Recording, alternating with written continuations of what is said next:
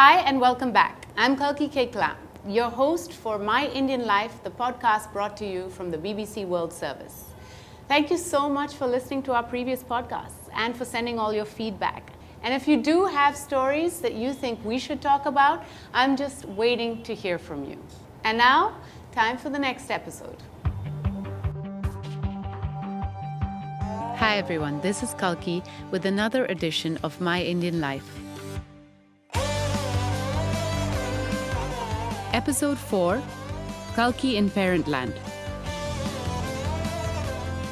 If you followed us so far, you'll know the stories we bring you are pretty personal.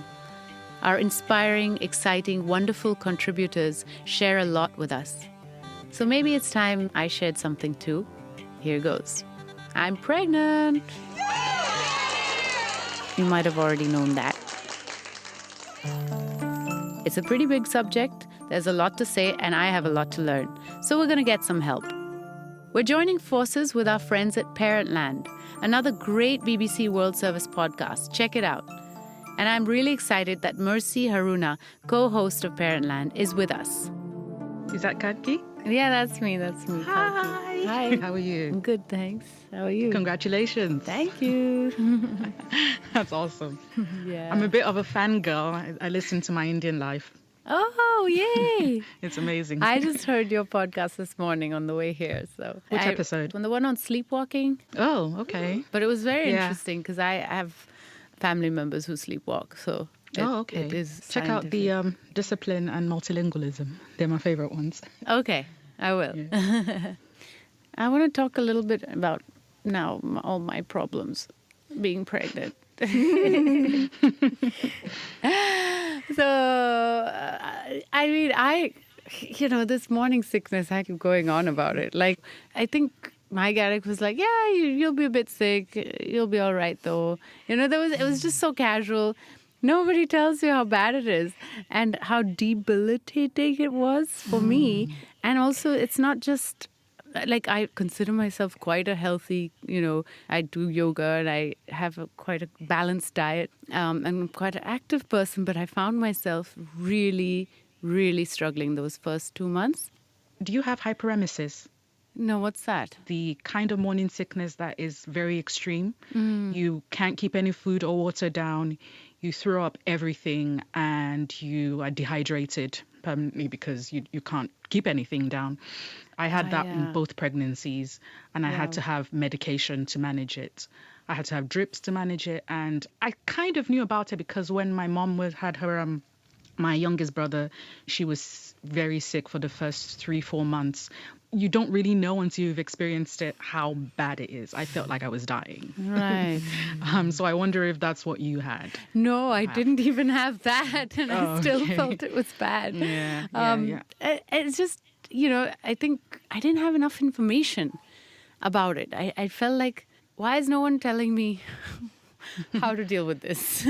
I guess also because I'm the first of amongst my friends to be pregnant. We're not really the regular pregnant kind.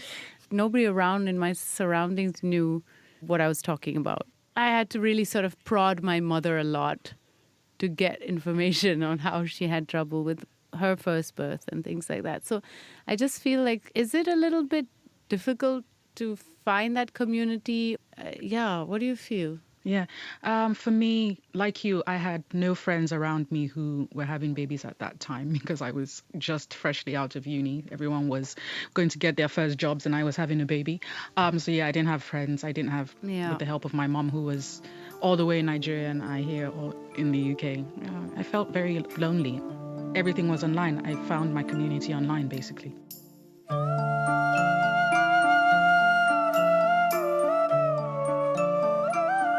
So, Kalki, I just wanted to ask you about, I don't know how it is in India, but in Nigeria, it's still very, very common to have a baby after you're married rather than yes. outside of marriage. Yes. So I wanted to know what it's like for you. What is it like in India and how are you dealing with it, basically? I was married and I didn't have a child. Now I'm not married, I'm having a child. So I'm doing everything ulta, upside down, as well as hopefully the baby will be upside down in time. But for me, at the time when I was married, we were sure we didn't want kids. My ex-husband had a daughter.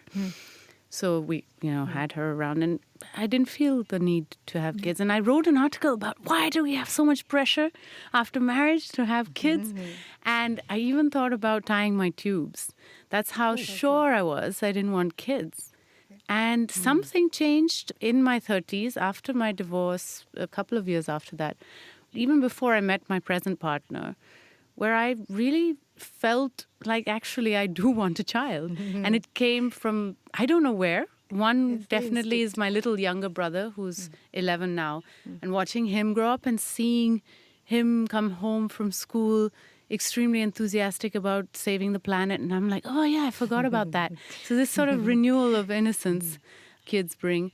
And then I don't know, something internal that just wanted children to the point where I was going to either freeze my eggs or think of adoption if I didn't find a partner. When I announced my pregnancy publicly, I had to think about this because it will be one of the things that will be a question. Who's the partner? And, oh, you're not married, and all of these questions. It is a big thing here, I think, to still be married when you have a child. I've actually not experienced too much criticism from, say, my neighbors or, they've all congratulated me. They've all read the article saying I'm not married. They all kind of know my situation, but they haven't at least confronted me straight up. But on social media, yeah, where's the husband? And like, People are so nosy. Sure, shame on you, and, all those kind of things. Of course, even in interviews, I get asked a lot about when are you going to get married now that you're pregnant. And my partner and I, it's not like we're against marriage, but we just don't want to rush into it just because of the social pressure or because I'm pregnant. So That's good. It is a little bit of a tricky situation, and I think the only way is to sort of not read too many of the comments online and surround yourself with unicorns and butterflies. But yeah, it is a real thing here. तू है मेरी दुनिया, तुझसे मेरी खुशियाँ. So, Mercy, we've been wanting to talk about the subject of cesarean births and natural births. Okay. There's some statistics here that I just wanted to share, which are about India in particular. In the past 10 years, the number of babies born in India through cesarean section has doubled. In 2005-06, the country recorded 9% births via C-section, but by 2015-16, the rate increased to 18%. So I've had both, Yeah. cesarean and vaginal birth. I mean, here in the West, it tends to be as needed. And if you wanted like an elective cesarean, there had to be a good reason why, or you'd have to go private if you really wanted it for no reason. If I was to talk about Nigeria compared to the rates in India, what I found is that there's still a lot of stigmatization, is that the word, around C-sections because people still view it as not the ideal way to give birth. I hear a lot of women are kind of ridiculed if they haven't experienced labor. They're seen as having actually given birth. What I found is that the rates are actually low for that reason, but also because of socioeconomical reasons. There's no access to it in the poor, and the poorer areas are much larger than the richer areas. So of course, the rates will be so different. In terms of the recovery for both, what has it been like? Of course, I'm going to say the recovery for vaginal birth is much quicker. So with my cesarean, I had to stay 2 extra days in hospital for them to monitor my baby and myself. But with my vaginal birth, I was out of hospital. I had the baby at 3 a.m. and I was out by 11 a.m. So pretty quickly. I Yeah. found the healing process much quicker as well. I could lift things quicker.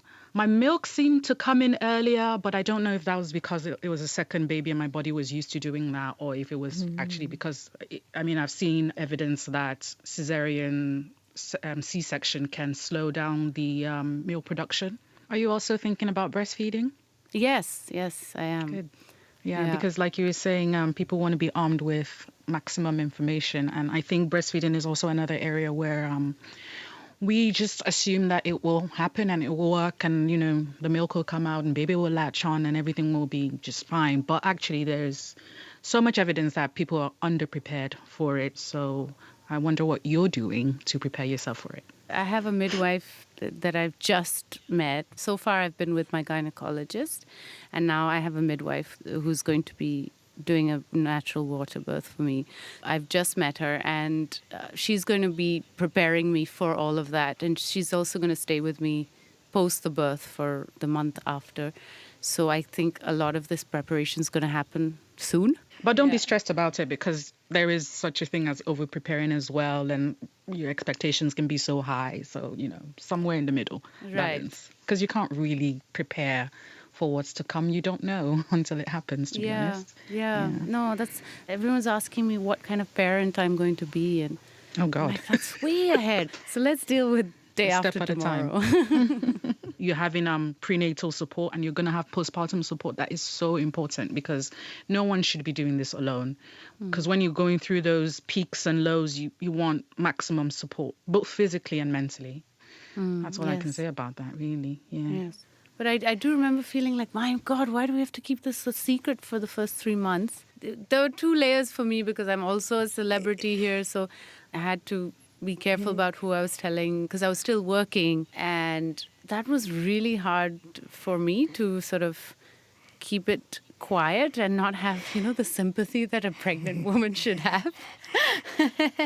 But in Nigeria, it's more of a superstitious reason. You could see a woman pregnant and she won't tell you that she's pregnant because she feels you're going to do some harm to her baby. Yeah, in the here evil we eye. also have that as well. But I just feel that's something that as a society, we just need to be more supportive of, like a woman Absolutely. going through that. Because whether it's your boss or somebody, the people you're working with or interacting with on a daily basis, just them knowing that this is a hard time, that the first few months are actually really hard. Yeah. I was amazed.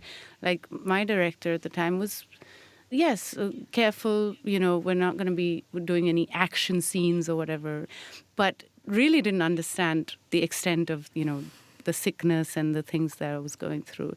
And I think that's not his fault necessarily. It's just the way that the system is that we don't talk about it. It's like we don't talk about periods in India. So then people also don't know how to support you. I think social media has played a huge role now in people coming out and talking about things that they're going through. Yeah. Social media is really driving people to speak up now, and I think that's amazing because someone like me who finds themselves isolated, no family or friends that you grew up with, suddenly you turn to the internet, really, forums and things. That's been my support system, and I've actually met people in real life from that. I was riding back last night with a friend of mine, and she was pregnant a few years back, and she had a really, really tough pregnancy, like the sickness in the beginning. Then she had to take bed rest for the second trimester, which is like the nice trimester. And then in the third trimester, I think she put on like 20 kilos. She struggled a lot. So she was like, these are things nobody told me could happen. And nobody said it. So I'm just going to tell you all the horror stories. It's wonderful. I love having kids. I love my son. But, I'm going to wake him up when he's 15 years old at random times of the night, just so he understands what I went through those first few months. So I'm just saying, it didn't instill fear in me. It just made me feel like, okay, it's okay if things go wrong. It's just seen as such a celebratory thing, the whole pregnancy thing, that I feel like sometimes we don't talk about all the things that can go wrong, which actually, when you're informed about it, makes you better prepared. Yeah.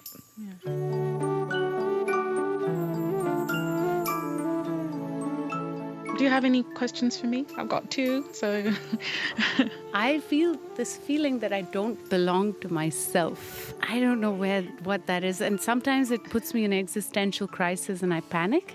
And other times it's also like, wow, I'm a living machine factory making something from scratch and making this new being.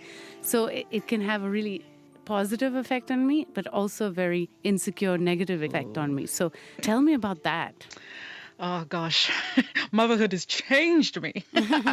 Honestly, there's going to be all these emotions. Some of them is going to be hormonal, The thing is, you are not your own anymore, and that's the reality of it. You're going to feel it most when you're breastfeeding at night and you can't give this baby to someone else. I mean, you probably will be able to hand the baby to your partner to bottle feed, but this baby is always going to be yours.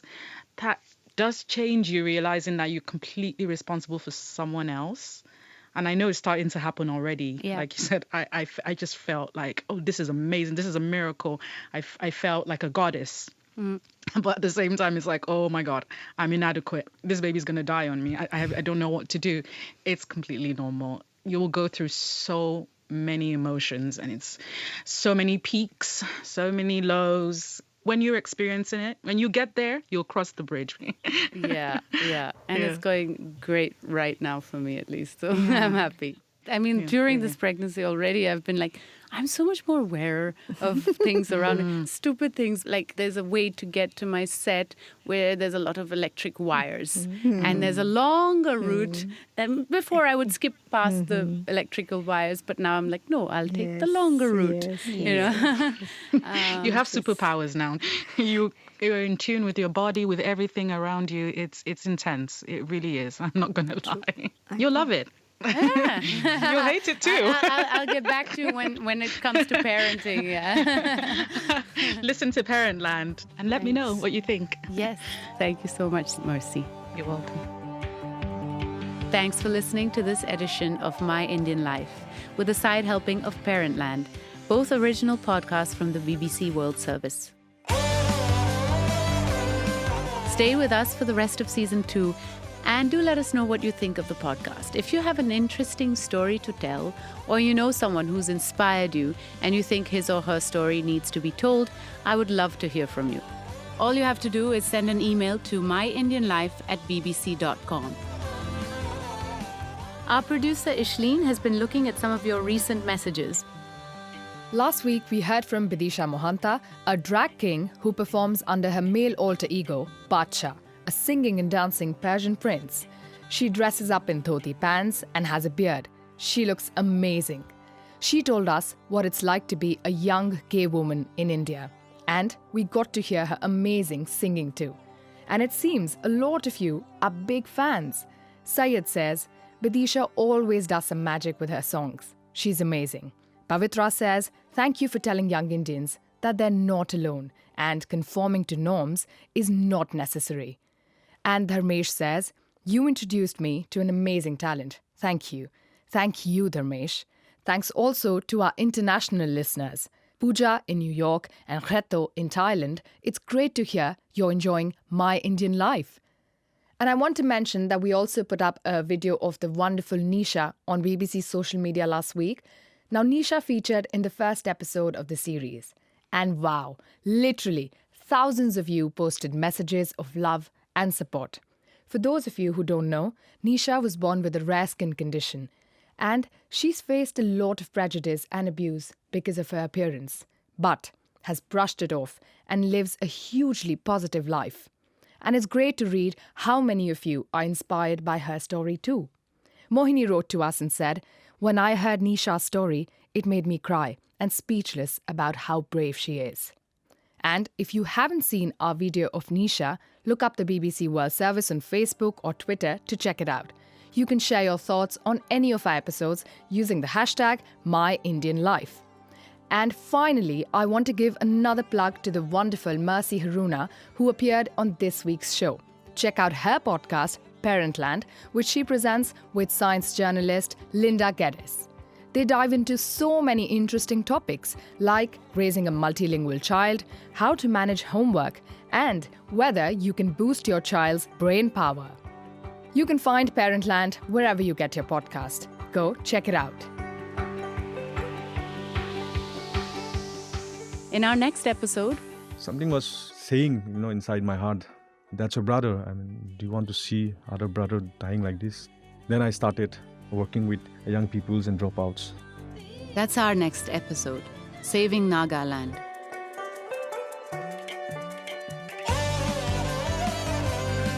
I'm Kalki Kiklam. Our producers are Ishleen Kaur and Prabjeet Bains. And thank you very much to our editor, Richard Fenton Smith.